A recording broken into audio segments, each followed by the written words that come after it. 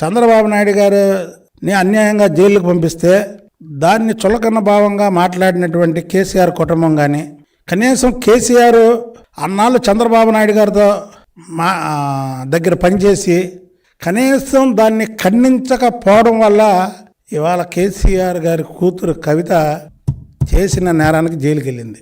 అది చంద్రబాబు నాయుడు గారి యొక్క పవర్. నేనేమి వాళ్ళని వెళ్ళాలని కోరుకోవట్లే, అది కూడా చెప్తున్నా. కానీ అన్యాయంగా ఎవరినైనా నిందలేస్తే చంద్రబాబు గారి మీద నిందలు మోపినా చంద్రబాబు గారిని తోలనాడా చివరికి పట్టే గతి అది. ఈ రాష్ట్రం నీకేంటి, కాంగ్రెస్ పార్టీకి 64 సీట్లు వస్తాయి, వాళ్ళకి 39 వచ్చినాయి.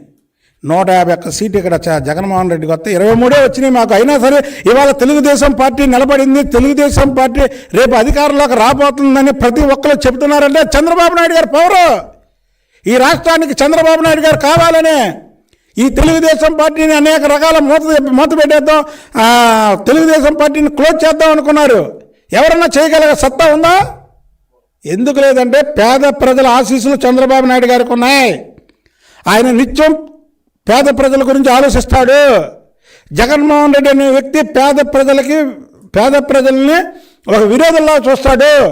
కాబట్టి పేదల గురించి మాట్లాడే అర్హత జగన్మోహన్ రెడ్డికి లేదు.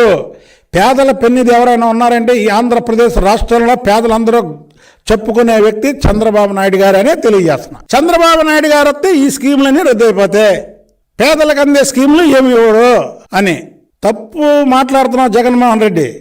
పేదలకి కావాల్సినటువంటి స్కీములు పెట్టిందే ఈ భారతదేశంలో చంద్రబాబు నాయుడు గారు. ఒకటి గుర్తుపెట్టుకో, ఎన్నో స్కీములు తెచ్చినటువంటి ఘనత చంద్రబాబు నాయుడు గారిది. నువ్వు పేదల గురించి మాట్లాడితే దెయ్యాలు వేదాలు మళ్లించినట్టు ఉంది.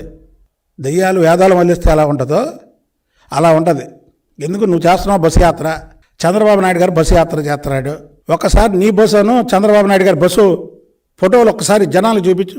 పేదల గురించి మాట్లాడే ముందు నీ బస్సు, చంద్రబాబు నాయుడు గారి బస్సు ఒక్కసారి చూపి. చంద్రబాబు నాయుడు గారు ఏ బస్సులో ప్రయాణిస్తున్నాడో, నువ్వే బస్సులో ప్రయాణిస్తున్నావో, చంద్రబాబు నాయుడు గారు ఏ ఇంట్లో ఉంటున్నాడో, నువ్వు ఏ ఇళ్ళలో ఉంటున్నావో, చంద్రబాబు నాయుడు గారు ఇంటికి వెళ్ళేటప్పుడు ఆయన ముఖ్యమంత్రిగా ఉన్నప్పుడు కరకట్ట రోడ్డు ఎలాగుందో, ఇవాళ నువ్వు ఇక్కడ ఇల్లు కట్టుకున్నాక తాడేపల్లి దగ్గర ఎంతమంది పేద ప్రజల నివాసాలకు తీసి నువ్వు రోడ్డు వేయించుకున్నావో, పేద ప్రజల మీద నీకు విశ్వాసం ఉందా, లేదా నువ్వు పేదల పెన్నిదా, లేదా చంద్రబాబు నాయుడు గారు పేదల పెన్నిదా, క్లియర్ కట్గా తెలిసిపోయింది.